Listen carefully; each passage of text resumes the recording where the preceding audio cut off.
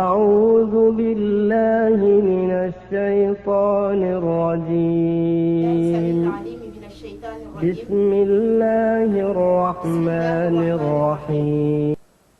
والصلاة والسلام على رسول الله وعلى آله وصحبه وسلم. إخوة الإيمان،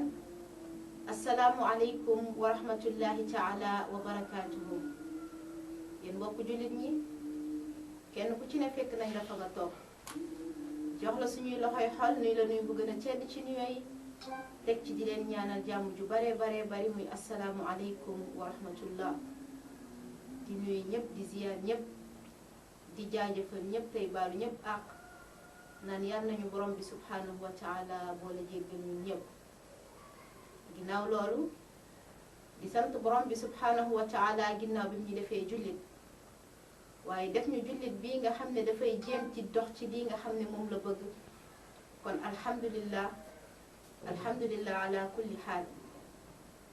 tey nag ñu dellu siwaat ak yéen ci suñu émission démb ak tey. démb ak tey ni ma koy waxee saa su ne suñu waxee démb nit ki am na lu mu doon dund démb mu nekk lu safaan waaye tey mu tegu ci yoon bu jub kon alhamdulillah. wala nit ki mi ngi doon dund démb yoon bu jub waaye tey tamit mu teguwaat ci yoon bu jub kon alhamdulillah. comme niñ koy waxee saa su ne ba tey ñi ngi ci seen émission li nga xam ne moom mooy yar. kon yar doon na loo xam ne dafa am solo trop ci doomu aadama. tey nag ñu ànd ak yéen ci suñu émission bi sama soppe sama xarit ñu naan ko Soda Ndiaye. peut-être invitation bi du hasard noonu lu tax parce que comme niñ koy waxee saa su ne képp ku ñu xas ba invité dafa am lan moo tax ñu invité la. kon moom dafay wax ci lii nga xam ne moom mooy connaissance de cause lu tax parce que daf ko dund mu war cee mën a wax. kon tey moom la ñu invité woon ci suñu plateau démb ak tey ñu bàyyi ko mu nuyu incha allah. Soda salaamaaleykum wa rahmatullah. aleykum salaam wa rahmatullah. soxna Sumayya maa ngi lay ziar bismillah alhamdulillah wasalaatu wasalaamu ala rasulillah sallallahu alayhi wa sallam. maa ngi lay ziar di la nuyu di la wax ne di nuyu sa téléspectateur ñu lay suivre. maa ngi leen di jaajëfal bu baax ci invitation bi di leen wax ne kontaan naa ñëw muy si partager ak ñëpp expérience démb ak tey incha allah. macha allah comme ni nga ko waxee léegi soo dafay nañ la ci nuyoo bi donc ni ñu koy waxee saa su ne rek yar doon na loo xam ne dafa am solo trop ci doomu aadama. kon nit ki buñ ko yorul mën naa ni fi mu bëgg yegg du fa yegg wala bu fa yeggee kenn du ko naw. kon sama question mooy Soda tey xale yi doon nañ xale yoo xam ne dañoo yëg seen bopp. xale yoo xam ne dañoo gaaw a gis seen bopp que ni man lii laa am nii laa toll ak nii laa mel loolu naka nga ko gisee. damay wax rek ne xale day topp yoonam. ndaxte boo jàngee tey bi ci psychologie xale du bàyyi woon. dafa am période bi nga xam ne dafay conscient am période bi nga xam ne day imiter am période bi nga xam ne xale du dégg sax comprendre xamul. léegi ci période yooyu yëpp waajur environnement daf ci am solo. xale yi ñoom pour man ba ilaa yawmi diin mënoo gis koo xam ne yoonam dafay tekki ndox du bàyyi yoon. léegi xale bi moom mi ngi jëfe selon moom environnement bu muy dund. te loolu boo ko seetloo daanaka yarin la. xale bi nekk di jëg seen bopp. xale bi tël-tël yi xamul àdduna. loolu yarin gi la. ndax comme niñ ko waxee ci biir ku nekk rek yaa ngi juddu ak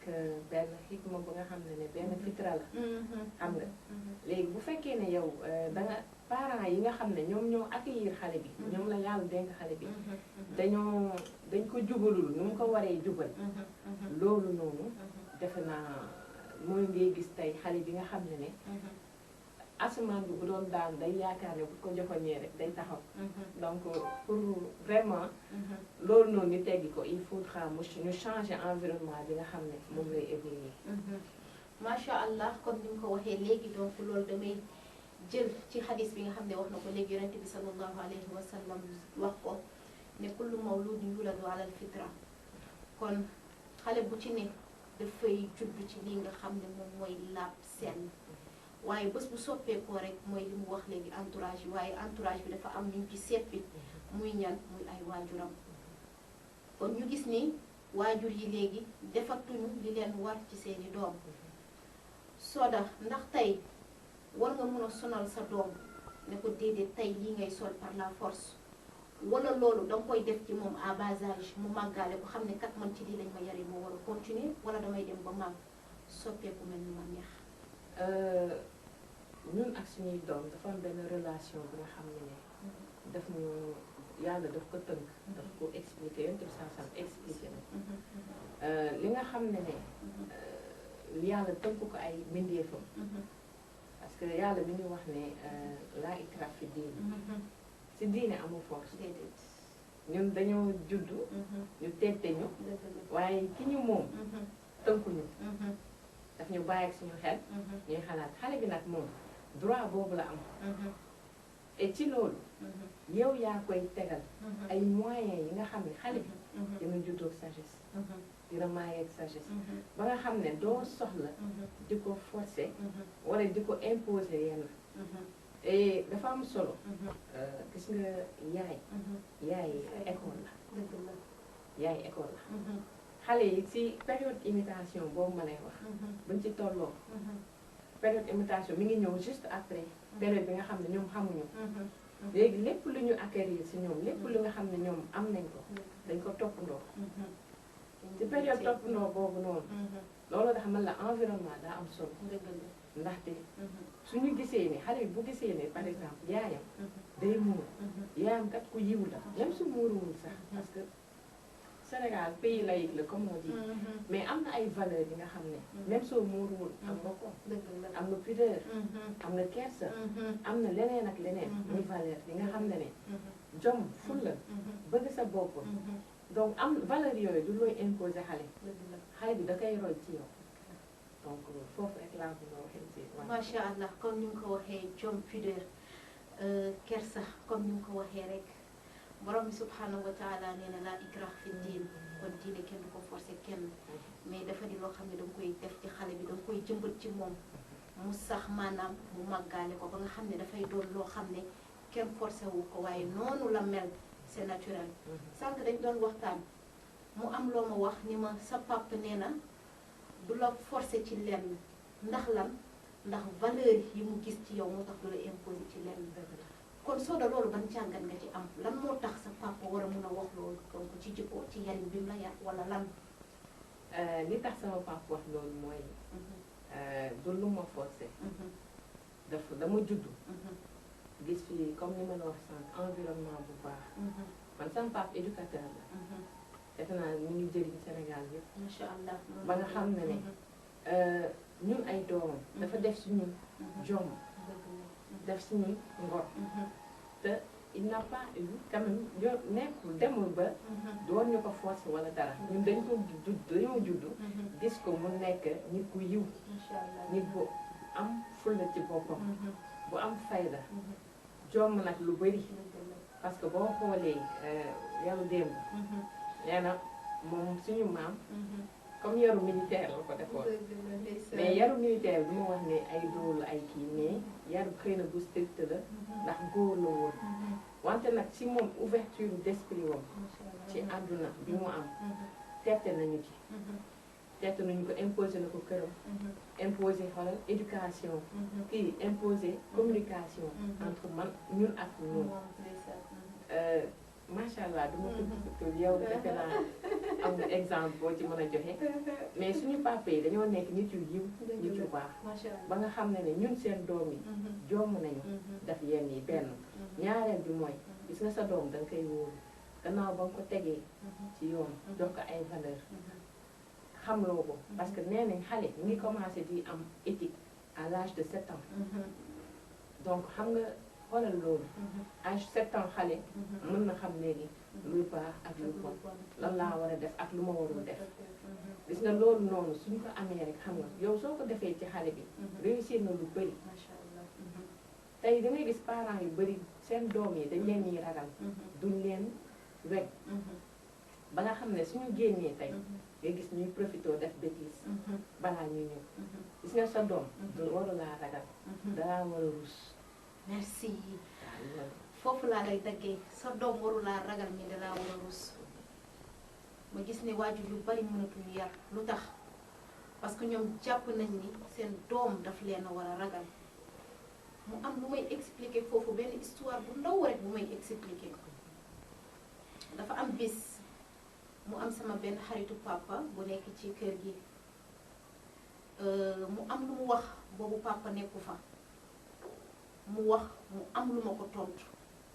mu ne ma ah bu sa papa ñëwee di dinaa ko ko wax ma ne ko waaw wax ko ko mu ne ma ah ragaloo sa pap ma ne ko ragal sam pap mu ne ma ne ko déedéet mais kenn lañu war a ragal muy yàlla mu jàpp loolu bàyyi ba pap ñëw mu toogal papa woo ma ñëw pour man nag leneen la may doyee mu ne diw ma ne ko naam mu ne mi yow yaa wax ne ragaloo sa papa ma taxaw ma ne ko waaw man maa ne ragaluma sama papa ma taxaw ma ne ko papa mu ne ma ne ko kan lañu war a ragal yàlla wala nit mu ne ma yàlla lañu war a ragal sama doom mu ne ma lii nag moom dëgg la parce que nit ki warul ragal nit mais nit ki dafa war a ragal yàlla mais sa waajur danga ko war a rus danga war a am kersa sa diggante bi moom mooy li nga wax rek yarin bi parce que tey boo ragalee sa waajur amaana am na luñ lay def ci biti loo xam ne yow doo ko mën a expliquer boo ko mu mën la ci conseiller mais tey boo ko rusee di nga ko wax mais xëy na li nga koy wax ci loolu lay basé wu pour mën a xam ne fii nga bëgg a waxee kon dinaa la ci mën a dimbali ñu gis ni nag fi mu ne nii waajur yu baari dañuy yar ci seen doom ragal ba bu ñu génnee automatiquement rek dañuy def lu leen neex ci biir kër gi loolu ban jàngat nga ci am lu tax waajur bi yaree noonu seen doom. man jàngat bi ma si am mooy nit yi li nga am rek ngay joxe. xëy na ñoom seen yarin. xëy na saa si noonu la demee. que dañ leen ragaloo dañ leen yóbbu woon seen fit. te xale bi noonu lay jàpp ne noonu la ñuy yaree. surtout mu gis ne moom bañ ko defee loolu yàlla def na ne dimbali na kii na tekki na te loolu kiiwul dara ak yar daal tekki amul benn liaison ak yar waaw nit yara jikko na sax te tekki waaw ñun nag dañoo jàpp ne xëy na ñu leen def ba ñu tekki tey dañu jàppee tekki pour ñoom loolu la ñu war a inculquer seen doom waaw moo tax ma ne nit ki la mu nàmp rek lay te teg ci dañuy jàpp ni ñu ngi ci yoon bu baax bi alors que am na ci ñoo xam ne nawloowuñ leen sax kon loolu du jar a bàyyi xel lu jar a bàyyi xel beneen bi mooy أعوذ بالله من الشيطان الرجيم